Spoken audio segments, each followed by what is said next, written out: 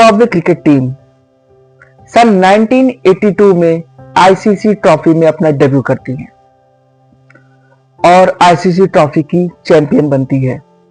फिर आता है सन 1983 और इसमें वह वर्ल्ड कप में भी अपना डेब्यू करती है और ऑस्ट्रेलिया जैसी दिग्गज टीम को हरा देती है। सन 1980 में जिम्बाब्वे को आजादी मिलती है और उसके बावजूद भी 1982 और 83 में जिम्बाब्वे बेहतरीन प्रदर्शन करती है। फिर आता है सन 1992 के विश्व कप में दो अच्छे और महान बैट्समैन की एंट्री होती है।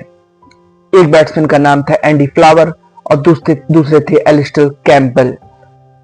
डेव हॉकटन की कप्तानी में जिम्बाब्वे की टीम 1992 के विश्व कप में बहुत ही अच्छा प्रदर्शन करती है और एक ही नहीं, एक और दो भाइयों की एंट्री होती है उस सन 1992 में और वो दो महान बल्लेबाज जिम्बाब्वे की ओर से थे, एंडी फ्लावर और ग्रांट फ्लावर।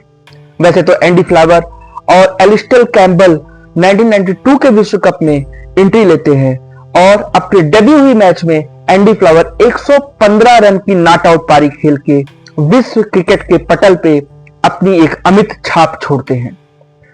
115 रन की पारी उनकी श्रीलंका के खिलाफ आई थी और 1992 के आखिर में एंट्री होती है ग्रांट फ्लावर की और ग्रांट फ्लावर बेहतरीन बल्लेबाजी करते हुए अपने डेब्यू मैच में इंडिया के खिलाफ 82 रन की पारी खेलते हैं।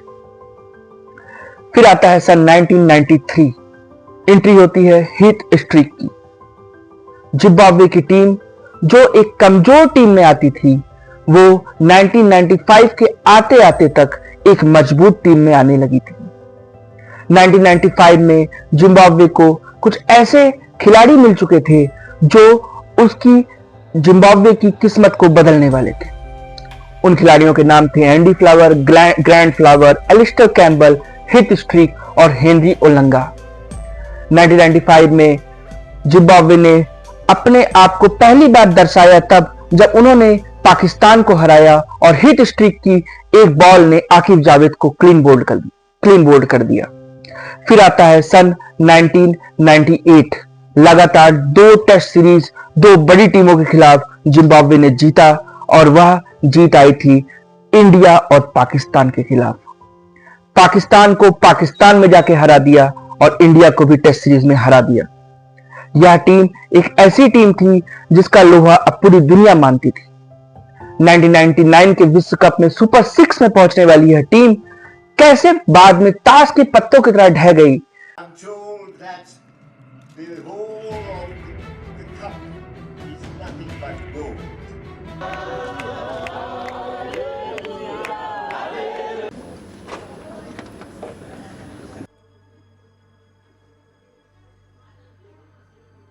There's quite a lot of time left where the guys can sort of just hone their skills, and particularly this revenge series against Bangladesh. Now the guys have got a good chance to get some decent preparation in.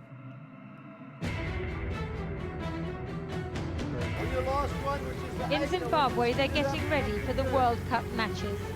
Several players in the national team are privately against the tour, but have been told to say nothing publicly. And many Zimbabweans are too busy worrying about shortages of food and petrol to think of the symbolic impact of cricket. नमस्कार दोस्तों, तो मैं बात कर रहा था Zimbabwe cricket team की decline के बारे में। जिम्बाब्वे क्रिकेट टीम जो एक वक्त बहुत ही बेहतरीन टीम हुआ करती थी, उसका डिक्लाइन क्यों हो गया? ऐसी टीम जिसमें इतने दिग्गज खिलाड़ी थे, चाहे वो एंडी फ्लावर थे, ग्रांट फ्लावर थे, हीथ स्ट्रीक थे, टेविस फ्रेड थे, रे प्राइस थे और उसके अलावा एलिस्टर कैम्पबेल थे, वह टीम नील जॉनसन थे। तो ऐसी टीम कैसे इतना डिक्लाइन पे आ गई कि बाद में उसको अपनी T20 क्वालिफिकेशन में भी हार का सामना करना पड़ा? क्या गलती इसमें बोर्ड की थी? क्या गलती एडमिनिस्ट्रेशन की थी? या गलती रॉबर्ट मुगाबे की थी जो वहां के प्रेसिडेंट थे?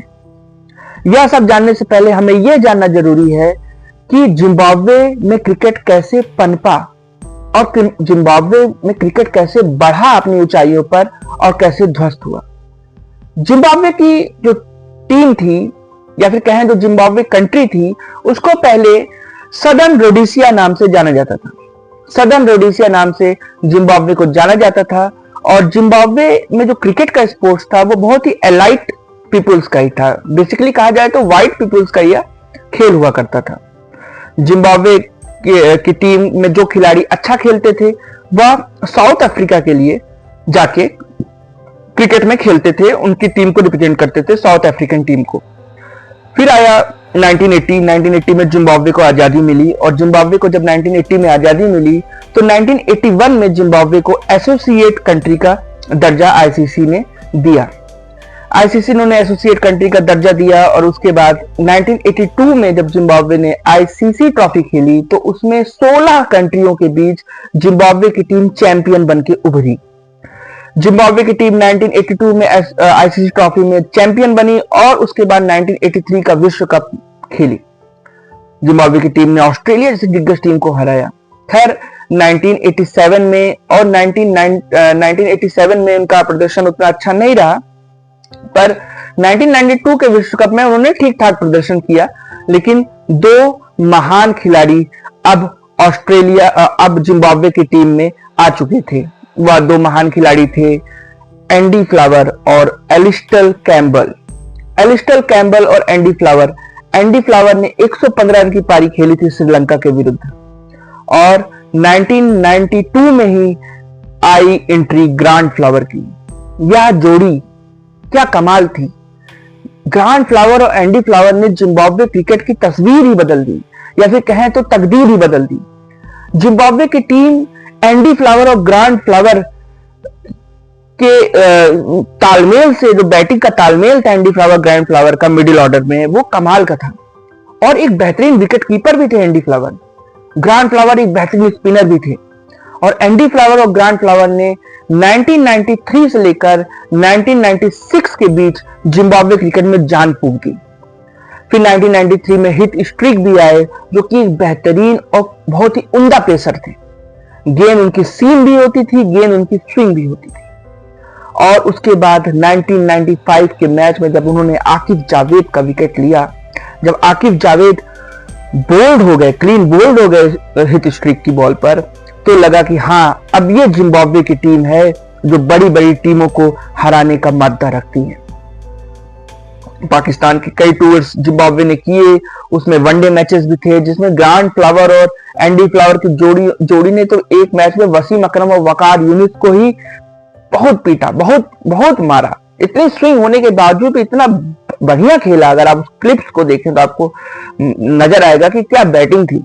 उसके अलावा एलिस्टर कैम्बल भी उनके पास थे, और नील जॉनसन जैसे बैट्समैन भी थे। नील जॉनसन तो इतने काबिल थे कि वह ओपन भी करते थे और बॉलिंग में भी आते थे और बॉल भी करते थे। मतलब स्पेल में पहली बॉल वनडे में फेंकते थे, पहला ओवर, और उसके अलावा वो ओपन भी करते थे। नील जॉनसन थे, एलिस्टर कैम्बल थे, एंडी फ्लावर थे, ग्रांट फ्लावर थे, हीथ स्ट्रीक थे, स्पिनर रे प्राइस थे, टेविस फ्रेंड थे। तो टेविस फ्रेंड भी अच्छे पेसर थे। तो बहुत ही अच्छी टीम थी जिम्बाब्वे की टीम। और उसके बाद 1996 के बाद जब 1999 का विश्व कप आया, तो उस समय जो है जिम्बाब्वे का एक सुनहरा दौर था। वह सुनहरा दौर इतना बढ़िया था कि जिम्बाब्वे सुपर 6 में पहुंची, और इंडिया को भी उन्होंने सुपर 6 में हरा दिया, जिसमें आपके वेंकटेश प्रसाद एलबीडब्ल्यू हो गए हेनरी ओलंगा की बॉल पर। हेनरी ओलंगा इतने कमाल के बॉलर थे। हेनरी ओलंगा सचिन को बहुत परेशान किए थे शारजाह में। खैर सचिन ने उन्हें पीटा भी बहुत था, पर बहुत परेशान किए थे। और 1998 का जो चैंपियंस ट्रॉफी आई थी, उसमें भी हेनरी ओलंगा ने जो है वो सचिन तेंदुलकर को बहुत परेशान किया था। और उसके बाद टेस्ट सीरीज में भी हराया। 1998 में जिम्बाब्वे की टीम ने इंडिया पाकिस्तान दोनों को टेस्ट सीरीज में हराया। पाकिस्तान को तो पाकिस्तान में जाके हराया। तो 1999 के बाद क्या हो गया जिम्बाब्वे की टीम को, कि जिम्बाब्वे की टीम की ऐसी डिक्लाइन हुई। फिर आता है सन 2000। सन 2000 के बाद जब 2003 का विश्व कप आयोजित किया गया जिम्बाब्वे, साउथ अफ्रीका और केनिया में, तो बहुत बड़ा मोड़ आया जिम्बाब्वे की टीम में। यह मोड़ यह था कि जो जिम्बाब्वे की टीम थी वो ठीक तो थी, अच्छी थी, पर जो आपका रेशियल कोटा सिस्टम है, racial quota system Robert Mugabe जो वहां के प्रेसिडेंट थे उन्होंने ले आया था रेशियल कोटा सिस्टम। अब ये था कि अभी गोरों का ही खेल नहीं रह गया था, अब इसमें काले खिलाड़ी भी इंट्रोड्यूस होने लगे थे और काफी हद तक होने लगे थे। मैं ये नहीं कहता कि ब्लैक बैट्समैन या ब्लैक बॉलर्स नहीं अच्छा खेल सकते व्हाइट पीपल के मुकाबले, पर जो बैलेंस था टीम का वो बैलेंस बिगड़ने लगा था, बैलेंस कमजोर होने लगा था। और ततिंदा तैयबू को कप्तानी दे दी गई, और उसके अलावा जो डिक्टेटरशिप आ गई थी उस समय तक, जो डिक्टेटरशिप रॉबर्ट मुगाबे ने ला दी थी देश में, क्योंकि 2000 के पहले पहले तक वो डेमोक्रेटिक कंट्री जो जिम्बाब्वे थी वो अब डिक्टेटरशिप पे बदल गई थी और रॉबर्ट मुगाबे का ही सिक्का चलता था। इससे नाराज होकर इंग्लैंड की टीम ने और ऑस्ट्रेलिया की टीम ने जिम्बाब्वे में जाने से विरोध किया। खैर इंग्लैंड की टीम तो जिम्बाब्वे में खेली ही नहीं, और 2003 का विश्व कप जो इंग्लैंड वर्सेस जिम्बाब्वे का मैच हरारे में था उसको इंग्लैंड की टीम ने खेला ही नहीं। तो आप समझ सकते हैं कि कैसे बड़ी कंट्रीज, इंग्लैंड हुई, ऑस्ट्रेलिया हुई, वो जिम्बाब्वे जाना नहीं चाहती थी, सिक्योरिटी रीजंस और भी कई सारे रीजंस के वजह से। पॉलिटिकल इसमें मुद्दा ज्यादा आ गया था। उसके अलावा जो डिक्टेटरशिप आ गई थी, तो एंडी फ्लावर और हेनरी ओलंगा ने कहा कि डेथ ऑफ डेमोक्रेसी हो गई है, और वर्ल्ड कप के एक मैच में तो दोनों खिलाड़ियों ने यहाँ पर ब्लैक बैंड लगा के भी खेला था। उसके बाद दोनों को देश छोड़ के जाना पड़ा। एंडी फ्लावर भी गए, हेनरी ओलंगा भी गए। हेनरी ओलंगा को तो नागरिकता भी हेनरी ओलंगा की चली गई। तो 2003 के बाद टीम कमजोर हो गई थी, काफी कमजोर हो गई थी। हीथ स्ट्रीक कप्तान थोड़े समय के लिए बने, फिर हीथ स्ट्रीक जब लेकर वहां पर अपनी अर्जी गए कि भाई टीम में कुछ फेरबदल होना चाहिए, तो मैं आपको बताता हूँ एग्जैक्ट क्या फिगर था। हीथ स्ट्रीक जब गए वहां पर टीम वहां पर बोर्ड के पास और जिम्बाब्वे क्रिकेट बोर्ड के पास, और उन्होंने कहा कि देखिए 2004 की बात है कि कुछ फेरबदल होने चाहिए, तो हीथ स्ट्रीक को ही हटा दिया गया। हीथ स्ट्रीक को ही हटा दिया गया, और उन्हीं को नहीं, जो जिम्बाब्वे टीम के 2004 में उस समय कोच थे फिल सिमंस, उनको भी ड्रॉप कर दिया गया। इससे दुखी होकर हीथ स्ट्रीक ने रिटायरमेंट ले लिया, और उनके साथ 15 और खिलाड़ियों ने भी अपना रेजिग्नेशन जिम्बाब्वे क्रिकेट बोर्ड को थमा दिया। इसके बावजूद भी जिम्बाब्वे को, क्रिकेट बोर्ड को, ना ही रॉबर्ट मुगाबे को इसका कोई फर्क पड़ा। उन्होंने एक इंटरिम कमेटी बनाई और उन्होंने बोर्ड को ही कैंसिल कर दिया, मतलब जिम्बाब्वे क्रिकेट बोर्ड को ही बंद कर दिया। इसकी वजह से जिम्बाब्वे क्रिकेट टीम को आईसीसी ने बैन भी कर दिया। तो समझिए कितना बुरी हालत हो गई ऐसी टीम की, जो एक दिग्गज टीम हुआ करती थी, उसकी हालत कितनी खराब हो गई। और फिर डाउनफॉल जिम्बाब्वे का स्टार्ट हुआ 2019 में। अगर हम बात करें तो 2019 में जो है यूएई के खिलाफ जिम्बाब्वे हार गई। यूएई के खिलाफ हार के जिम्बाब्वे वर्ल्ड कप क्वालिफायर से ही आउट हो गई और फिर बैन हो गई। तो जब हीथ स्ट्रीक ने ड्रॉप किया अपने आप को, रिटायरमेंट लिया, 15 खिलाड़ियों ने और रिटायरमेंट लिया, उसके बाद कुछ सीरीज तो हुई 2006 और 7 में, लेकिन जिम्बाब्वे का प्रदर्शन अब उतना अच्छा नहीं था, क्योंकि टीम के 15 बड़े खिलाड़ी आउट हो चुके थे, रिजाइन दे चुके थे। हीथ स्ट्रीक जो है रिटायरमेंट ले चुके थे, एंडी फ्लावर, ग्रांट फ्लावर कोई नहीं था, और ततिंदा तैयबू जैसे यंग खिलाड़ी को कप्तानी सौंपी गई थी, और इसका खामियाजा भी भुगतना पड़ा जिम्बाब्वे को। और जिम्बाब्वे श्रीलंका के खिलाफ बुरी तरीके से टेस्ट सीरीज हारी 2006 में। उसके बाद साउथ अफ्रीका का दौरा हुआ, न्यूजीलैंड का दौरा हुआ, न्यूजीलैंड ने क्लीन स्वीप किया जिम्बाब्वे को, फिर एक बार और न्यूजीलैंड का दौरा हुआ, फिर न्यूजीलैंड ने बुरी तरीके से हराया जिम्बाब्वे को। तो जिम्बाब्वे की टीम बहुत ही कमजोर हो गई थी। और बाद में अगर कहा जाए तो रेयान बर्ल उनके खिलाड़ी थे, क्योंकि सैलरी का भी इशू आया, तो रेयान बर्ल एक खिलाड़ी थे। 2022 में जो है रेयान बर्ल ने ये कहा कि उनके पास हर सीरीज के बाद अपने जूते को ग्लू से जोड़ना पड़ता है, अपने जूते को ग्लू से उनको चिपकाना पड़ता है, और उन्हें बहुत परेशानी होती है। रेयान बर्ल की इस बात को सुनकर पूमा जो थी वो आई स्पॉन्सरशिप के लिए, और पूमा ने कहा कि वो रेयान बर्ल को अपने जूते देंगे, स्पॉन्सर करेंगे। खैर कोई बात नहीं, जिम्बाब्वे का डाउनफॉल तो था ही, पर रेयान बर्ल जैसे अच्छे बल्लेबाज भी अभी भी जिम्बाब्वे के साथ थे। 2022 में जो है जिम्बाब्वे T20 में क्वालिफाई कर जाती है वर्ल्ड कप में, 19 में नहीं कर पाई, पर 2022 में क्वालिफाई कर जाती है और पाकिस्तान को हराती है। पाकिस्तान को सिकंदर रजा जैसे खिलाड़ी उसमें थे, अभी भी सिकंदर रजा खेलते हैं, तो पाकिस्तान को हराती है।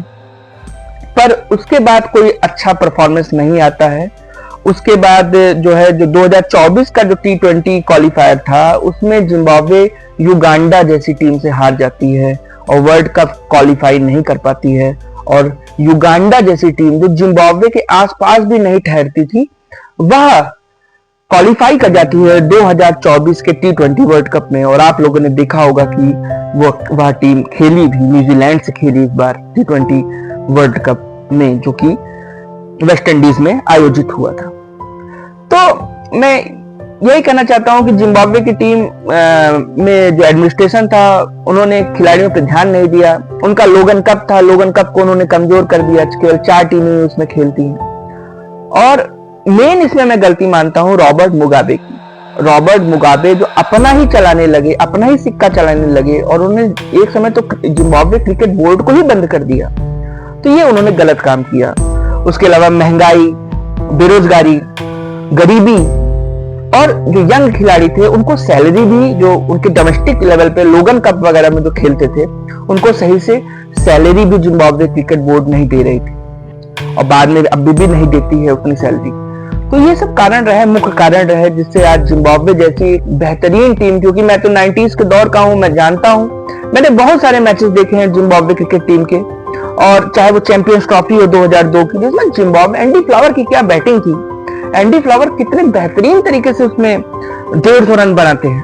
तो ये सब देख के लगता है कि हाँ, क्या रिवर्स स्वीप करते थे एंडी फ्लावर, क्या रिवर्स स्वीप थी। ग्रांट फ्लावर जो ओपन करते थे, क्या उनकी स्टेबिलिटी थी, कितना बढ़िया खेलते थे। वीबी सीरीज 2003 में जिम्बाब्वे ने कितना अच्छा खेला, जो है ऑस्ट्रेलिया, इंडिया, जिम्बाब्वे की जो सीरीज थी।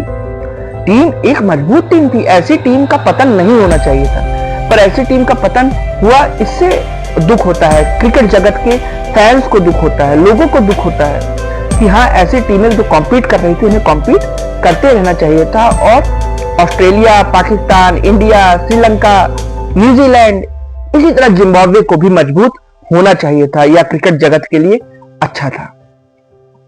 उम्मीद करता हूं कि आगे, क्योंकि अब जो बीसीसीआई को स्टैंड ले रही है कि जिम्बाब्वे को मजबूत करने के लिए, तो अगर आगे जिम्बाब्वे मजबूत होती है तो बहुत ही अच्छा लगेगा। जिम्बाब्वे का कमबैक हम सभी चाहते हैं, जिम्बाब्वे की टीम फिर से डिक्लाइन से फिर उठे और अपनी मजबूती से अपने आप को विश्व पटल पे रखे। तो आशा करता हूं आपको यह डाउनफॉल ऑफ जिम्बाब्वे का जो मेरा ये वीडियो था वो पसंद आया होगा। अगर पसंद आया तो प्लीज लाइक करिए, सब्सक्राइब करिए।